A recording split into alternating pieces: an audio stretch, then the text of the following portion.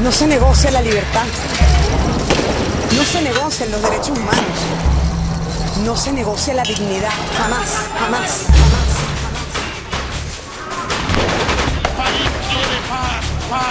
Manifestantes anticapitalistas mantenían la ciudad de Hamburgo entre el caos y bajo cerco el viernes en rechazo a la realización de la cumbre del G20. Luis Ignacio Lula da Silva fue condenado el miércoles. El primer ministro iraquí declaró la victoria en Mosul sobre la brutalidad y el terrorismo del grupo Estado Islámico. وإرهاب داعش وإن شاء الله قريبا نلتقي في أرض الموصل لنحتفل جميعا بتحريرها Bienvenidos a la edición internacional del noticiero de la televisión pública. Como todos los sábados vamos a estar hasta las 14 compartiendo con ustedes las noticias del mundo, compartiendo las noticias y analizándolas entre todos, desde Buenos Aires y para todo el país. La cumbre del G20 reunió en Hamburgo a algunos de los líderes más importantes del mundo. El protagonismo de los jefes de Estado, de los presidentes, fue disputado, como suele ocurrir en este caso, por grupos antiglobalización. En un ratito vamos a estar hablando de pasado, presente y futuro de los grupos, de los colectivos que luchan por una solidaridad sin fronteras. Y la mega causa de corrupción que salpica a la empresa Odebrecht tuvo esta semana otra detención, la del expresidente de Perú, Ollanta Humala, y la de su esposa Nadine Heredia. Ambos están acusados de recibir dineros durante la campaña electoral allí en Perú de esta mega constructora Odebrecht. Continúa la tensión y la violencia en Venezuela. Mañana habrá un plebiscito simbólico propuesto por la oposición para medir fuerzas con el gobierno, que a su vez convoca un referéndum para reformar la Constitución el 30 de este mes. Con amplia repercusión dentro y fuera de Brasil, se conoció la condena a 9 años al expresidente Lula da Silva en una causa vinculada con el Lava Jato. Mientras tanto, en el Parlamento se discute la posibilidad de un proceso de destitución al presidente Michel Temer, también acusado de corrupción. Vemos el informe y lo analizamos con una invitada especial.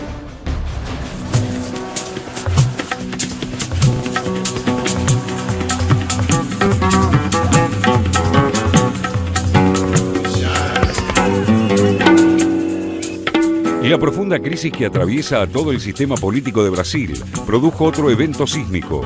El juez de Curitiba, Sergio Moro, sorprendió condenando al expresidente Luis Ignacio Lula da Silva a 9 años y 6 meses de prisión por los delitos de corrupción y lavado de dinero en el marco de la megacausa conocida como Lava Jato, que investiga presuntos sobornos por contratos con la estatal Petrobras. Es la primera condena que recibe el expresidente, quien está siendo investigado en otras 4 causas conexas, y el impacto político es enorme. Moro consideró probado que Lula recibió coimas por 3.700.000 reales de parte de la constructora OAS a cambio de contratos de Petrobras en las refinerías Abreu y Lima en el estado de Pernambuco y Getúlio Vargas en Paraná. Esas supuestas exacciones ilegales habrían consistido en un tríplex a estrenar en Guarujá, reformas en ese inmueble, además de servicios de almacenamiento de bienes y objetos recibidos por Lula en el curso de sus mandatos. Las pruebas que esgrime el juez para condenar a Lula son testimonios de vecinos del tríplex que vieron a la fallecida esposa de Lula, Marisa Leticia Rocco, visitar el inmueble, y de ejecutivos de la empresa OAS, sobre todo una declaración de Leo Piñeiro, socio y expresidente de esa compañía, quien afirma que las negociaciones fueron hechas en nombre de Lula por Paulo Okamoto, expresidente del Instituto Lula, y João Bacari Neto, ex tesorero del PT. La sentencia a prisión quedará en suspenso hasta que sea confirmada en segunda instancia por el Tribunal Regional Federal, con sede en Porto Alegre, lo que podría tomar más de un año. En caso de que eso no ocurriera antes de las elecciones presidenciales de octubre de 2018, para las que Lula aparece como favorito en las encuestas, el expresidente no tendría restricciones legales para presentarse como candidato. Se alguém pensa que com essa sentença me tiraram do jogo, podem saber que eu estou no jogo.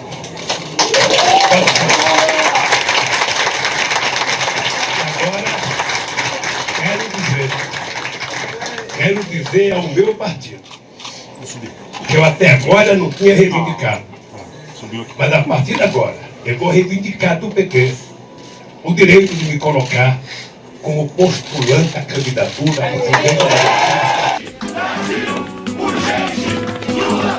La defensa de Lula, por su parte, acusa a Moro de animosidad y persecución política. Los abogados del expresidente destacan que de los 962 párrafos de la sentencia, el juez solo dedicó 5 a repasar las pruebas presentadas por la defensa. Señalan además que salvo las declaraciones de ejecutivos de la constructora en el marco de delaciones premiadas, no existe ninguna prueba de que el tríplex estuviera a nombre de Lula o de alguno de sus familiares, y que los argumentos de Moro son puras especulaciones sin sustento.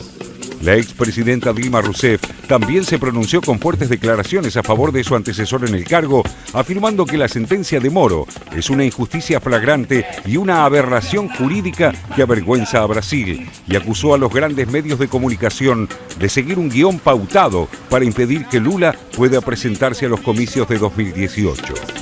Por su parte, la exministra de Medio Ambiente y aspirante a la presidencia por el partido Rede, Marina Silva, afirmó que la condena a su ex jefe político demuestra que nadie puede estar por encima de la ley.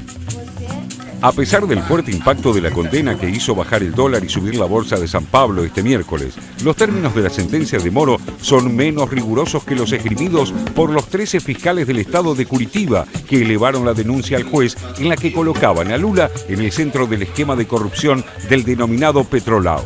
Para Moro, en cambio, no es necesario, por el momento, decidir si el expresidente fue o no el artífice principal del esquema criminal que tuvo como víctima a Petrobras, pero que sí tuvo un papel relevante al considerar probado que se benefició materialmente con el tríplex de Guarujá. Moro también argumentó que era necesario esperar la sentencia de segunda instancia en atención al trauma que significaría la prisión de un expresidente, aunque supeditó esa suspensión a que Lula no realice acciones de intimidación contra magistrados o la prensa.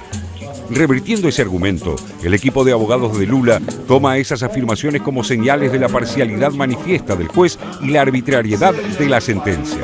Todo indica que el terremoto político recién empieza, y aunque la situación de Lula será el centro de la escena en las próximas semanas, otra noticia de alto impacto podría desplazarla pronto: la caída del presidente Michel Temer, que todos dan por inexorable en Brasil.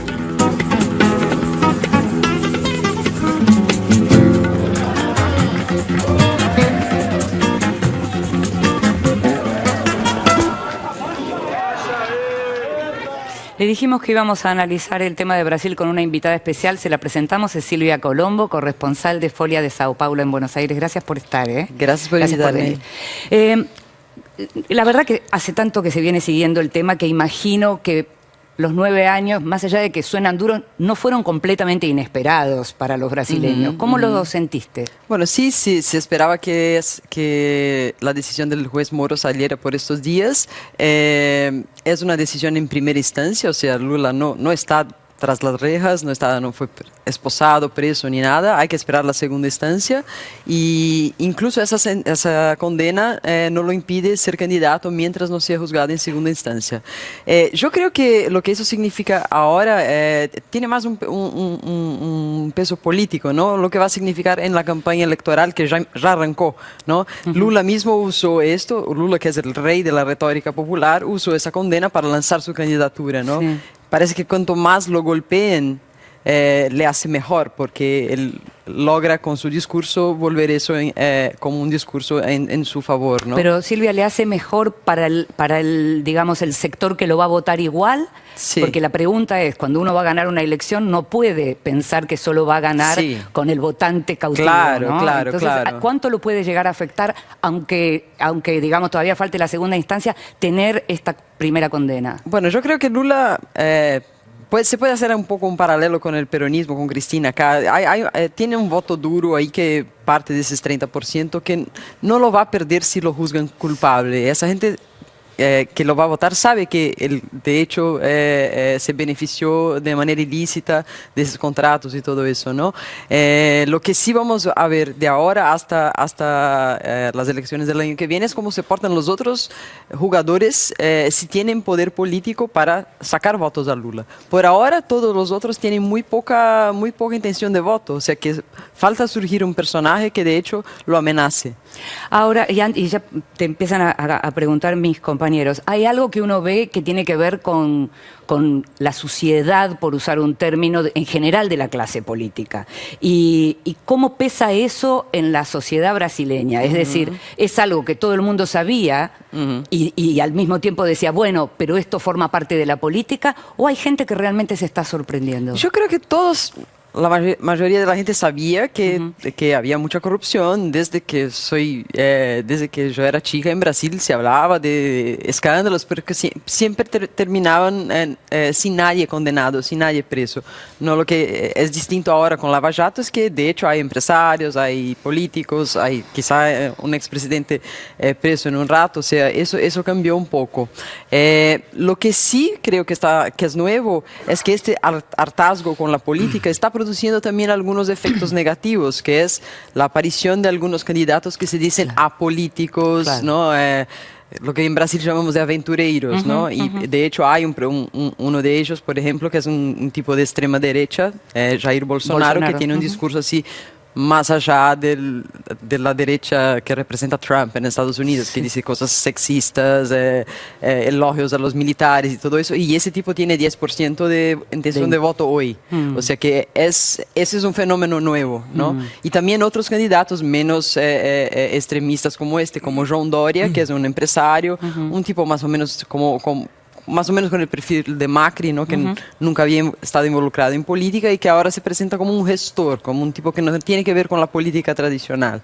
Entonces, esos fenómenos están surgiendo y ellos van a jugar un papel importante en esta campaña que recién arranca, ¿no? José. Silvia, ¿qué tal? Buen día. Yo te quería preguntar por la figura de Moro. Cuando uno sigue la causa desde aquí, no resulta tan fácil discernir si Moro tiene digamos, simplemente la voluntad de hacer justicia, si tiene un encarnizamiento o un especial énfasis, digámoslo así, en perseguir a algún sector en desmedro de otro sector, si tiene una dimensión mesiánica en su forma de actuar, digamos, evidentemente daría la sensación que algunas arbitrariedades ha cometido, digamos, de hecho el Tribunal Federal de Porto Alegre liberó la semana pasada o la anterior a un ex tesorero del PT que estuvo dos años detenido con prisión preventiva y al cual terminó absolviendo a pesar de que Moro lo había tenido bajo las rejas durante 2 años. Entonces mi pregunta es, ¿cómo analizás vos el rol de Moro y el rol político del juez Moro en todo esto? Sí, claro. Bueno, hay que entender que Moro y su grupo de fiscales ahí de Curitiba que empezaron todo eso, no esperaban desvelar lo que están desvelando, no esperaban encontrarse con eso, ¿no? Estaban investigando una operación menor y él es un juez de primera instancia. Hay que intentar entender cómo eso le pegó a él cuando empezó a ganar esa proporción tan grande, ¿no? De que podía incluso llevar preso a presidentes en el cargo, expresidentes. Yo creo que en algunos momentos su vanidad personal se sobrepuso y él cometió errores que él mismo ahora analiza como errores. Por ejemplo, cuando dejó que fuera pública una grabación de una charla de Dilma con Lula que no tenía nada que ver con el proceso. El chau querida, por ejemplo. Sí, exacto, exacto. Sí, que son errores que violan las garantías constitucionales de las Por otro personas. lado, es un personaje ahora político nuevo e importante en este momento de Brasil, porque inspirado por la operación Manipoliti de Italia, el tipo tuvo un impulso de realizar algo que nunca se había hecho en Brasil, que es con ese recurso de la delación premiada, desmontar esa red de corrupción. Y en eso tiene mucho mérito, pero su conducta a veces es cuestionable por a quién elige apuntar las armas a cada vez, ¿no? Entiendo. Y ya que José te pregunta por el fiscal Sergio Moro, yo te pregunto por el otro fiscal, por Rodrigo Janot, que tiene plazo fijo. Si termina su función en septiembre, ahí va a asumir Raquel Doge, que es afín al presidente Temer, y fue quien envió la denuncia por corrupción a la Cámara de Diputados, desestimada en una comisión. La pregunta es, con un cambio de fiscal a tan corto plazo, ¿Temer puede seguir en el gobierno? Sí, este timing, la verdad, favorece a Temer, ¿no? Porque para que él realmente salga, para que se junten los votos en el Parlamento para votar por una suspensión de Temer, para que sea investigado, habría que hacerlo muy rápido y Janot no tiene ese tiempo, ¿no? Su denuncia es muy fuerte, pero para que se junten el quórum de los dos lados de la oposición y del gobierno en el Congreso para votarlo, quizá no alcance adentro de su mandato. Y si entra Doge, no sé, es una incógnita. También no podemos prejuzgar diciendo que ella va a tomar el partido de Temer, ¿no? Pero es alguien elegida por él, así como el juez de la Suprema Corte, Alexandre de Moraes. Justo estamos viendo, mientras vos hablas, Silvia, imágenes de lo que fue la reunión de comisión en donde se está tratando el posible proceso de destitución al presidente Temer. Natalia. Silvia, buenos días. Hay quienes dicen que detrás de esta crisis y del embate judicial se oculta un intento de, digamos, tapar el ajuste de la economía que se viene, pero también hay quienes, como no es la primera vez que hay un ajuste en Latinoamérica o crisis económicas que lleven a los líderes a impulsar una reforma por la vía donde se sufre, donde la gente sufre, obviamente.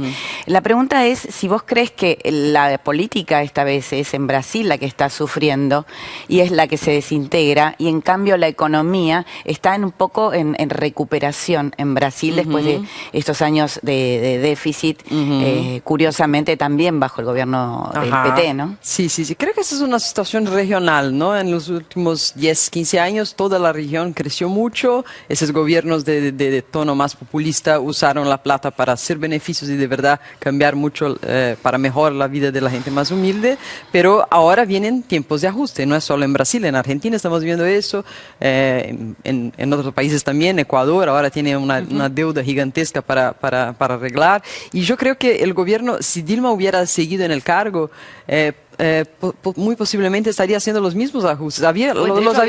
Los había empezado justamente. O sea que los ajustes iban a venir. Exacto. Ahora iban a venir hechos por una presidenta electa por el voto. Ahora están siendo hechos por un presidente que no fue electo, que llegó de una manera controversa al poder y que tiene 9% de apoyo popular. O sea que mucha gente ve esas reformas como no legítimas, ¿no? Esto, digamos, uno no puede hacer vaticinios, ¿no? Como periodista, pero sí puede, conociendo los temas y conociendo los escenarios, como es tu caso, puede imaginar. ¿Pensás realmente que viene el proceso de destitución para Temer? Temer es un tipo muy listo en la política, ¿no? Si uno ve su carrera política, él es un tipo que siempre estuvo y siempre supo alinearse al que estaba en el poder como su partido, el PMDB, durante todos los gobiernos de la democracia, ¿no? Y ya hubo algunos episodios en que creíamos que él iba a caer, como en el juicio del Supremo Tribunal Electoral, y zafó. Y ahora está muy presionado, estamos en un dilema ahí porque tiene que ganar más votos en el Congreso, perdió mucho apoyo, pero todavía tiene. Es un tipo muy listo y logró sobrevivir todo ese tiempo. Yo creo que ahí estamos en el territorio del imprevisible. Un año atrás, ¿vos hubieras imaginado que el Parlamento en Brasil aprobara una ley de reforma laboral como la que se aprobó? Bueno, se hablaba de eso, ¿no? Se hablaba de la necesidad de reajustar las leyes del trabajo como las tenemos. Yo creo que ahí juega también un poco el contexto internacional en que el mercado del trabajo está cambiando, ¿no? No se puede quizá hoy garantizar los beneficios que se garantizaban a los trabajadores antes. Las empresas están cambiando, eso es un contexto internacional, ¿no? Y sirve de excusa en un momento de crisis para, bueno, cortemos por acá entonces. Lo que la gente que está en contra de eso dice es: ¿por qué empezamos a cortar por acá y no empezamos poniendo impuestos a las grandes fortunas o a las transferencias de grandes propiedades? Eso no se está discutiendo. Cortes en las jubilaciones de los militares, que no tenemos guerra, ¿por qué no? ¿Por qué no se suena más razonable, ¿no? ¿Por qué no se corta el presupuesto de esas fuerzas, ¿no? Una pregunta que me parece que es importante, porque uno escucha lo que va pasando en Brasil, la Corte, el procurador, el juez Moro, el Parlamento, la Comisión, Temer, el maquiavelismo de Temer, ¿no? Que parece como muy hábil para moverse tras bambalinas. Muy hábil. Político básicamente de palacio, digamos, ¿no? Ahora, lo que llama la atención, sobre todo viniendo de un país como Argentina, que tiene una historia de movilización popular muy vasta y muy rica y muy importante, es la total ausencia de la movilización popular en el proceso político, digamos. Bueno, tuvimos, ¿no? Sí, tuvimos para lograr Brasil, sí, no han logrado sí. alterar el curso de Sí, los acontecimientos. sí. Históricamente Brasil no tiene ese historial, no tiene como tiene Argentina, como tiene otros países de Latinoamérica, ¿no? Y yo creo que eso viene de tiempos muy anteriores, ¿no? Si uno ve la historia de la independencia política de Brasil, del Imperio Portugués, fue una decisión de los reyes portugueses. Y de hecho nos quedamos con un emperador portugués, bueno, brasilero, pero de la familia real portuguesa. Ya desde el origen vos decís que hay diferencia. O sea, nunca fuimos a la calle y nunca fuimos a pelear por nuestros derechos políticos históricamente, ¿no? Sí fuimos para pedir las elecciones directas en el 84 y después se volvió en el... Con Collor, ¿no? Con Collor también. Con Collor, sí, y ahora se volvió antes del impeachment de Dilma. Yo creo que la gente está ahora un poco harta de ir a la calle y pedir qué también, ¿no? Hubo algunas manifestaciones de Fora Temer, pero ahí es... cuando uno pide Fora Temer, ¿qué es lo que se está pidiendo? Fora Temer y que venga quién. ¿Y que venga quién? Que venga Maya, que venga elecciones directas no podemos tener. O sea, la gente no sabe qué ir a pedir en la calle. Por eso no hay Igualmente un movilización. 70% de la gente desaprueba la reforma laboral que es una reforma, valga la redundancia, de las leyes de 1943. Es decir, en eso estamos bastante parejos en cuanto a Argentina y Brasil. La pregunta es, después de esta reforma laboral en Brasil, ¿crees que eso va a tener un efecto multiplicador en la región? Yo creo que sí, ¿no? Porque incluso bueno, ya hay un efecto de contaminación en las investigaciones de corrupción, ¿no? Las procuradurías de los países están... O sea, en los dos casos vos crees que esto va a derramar, yo creo que sí. Creo que el contexto internacional también pide reformas en esas leyes, ¿no? El tema es... si esas reformas no van a afectar más a los que más necesitan de esos beneficios. Pero se desata una competencia por inversiones. Sí. Va a ser el país más moderno y más fácil de invertir. ¿Y qué pasó con el PT y con la izquierda que viabilizó una posibilidad de estar en el poder con Lula, por ejemplo? ¿Cómo está golpeado? ¿Hay una izquierda hoy que puede volver al poder? Bueno, el PT está muy golpeado y disminuyó mucho, ¿no? Muchas de sus lideranzas importantes o cayeron, o están en la cárcel, o salieron del partido, y surgió una izquierda más a la izquierda del PT, que es el PSOL, el PSTU, hay otros partidos menores que llevaron militantes del PT. El PT es un partido muy disminuido hoy y es muy alrededor de Lula. Pero ¿están en capacidad de volver al gobierno, digamos? ¿Hay una alternativa posible de poder? Bueno, sí, yo creo que sí. Si uno mira las encuestas de hoy, Lula tiene 30%. Pero es lo que tenemos hoy. Bueno, sí. Pero es personalista. El PSOL, el PSTU no tienen un Lula, ¿no? Ni pero del otro lado no hay nadie, claro. Exacto, ese es el tema. Es como si estuvieran todavía esperando que apareciera. De hecho, creo que vos mencionaste algo así, todavía debería aparecer. Sí. Es posible que haya como una especie de casi como de instinto mágico, ¿no? De quién vendrá, tiene que venir alguien, ¿no? El partido opositor más fuerte al PT es el PSDB, y ese partido está con una división interna muy grande, ¿no? Hay gente que cree que hay que apostar en este nuevo jugador que es João Dória, el alcalde de São Paulo, y hay gente que está alrededor de Geraldo Alckmin, que es un gobernador de São Paulo, pero también involucrado con Lava Jato, con delaciones que dicen que recibió Caixa 2 y todo eso. O sea, es un tipo que también tiene las manos un poco sucias, pero tiene más alcance nacional. El PSDB tiene que decidir quién va a ser el candidato y quién tiene más posibilidad de enfrentar a Lula. João Dória es muy listo también y empieza ahora a hacer un discurso muy anti-Lula todo el tiempo. Y Lula mismo dijo, yo no voy a contestar porque este tipo solo menciona a mí, porque mencionando a mí él crece en las encuestas. Claro. O sea, él sabe de su poder que tiene incluso para construir un enemigo para Hay sí un mismo. dato interesante en cuanto a los outsiders. Manipulite, es decir, esto de lo cual se lleva el fiscal Moro, derivó en Berlusconi. Exacto. Claro, ¿no?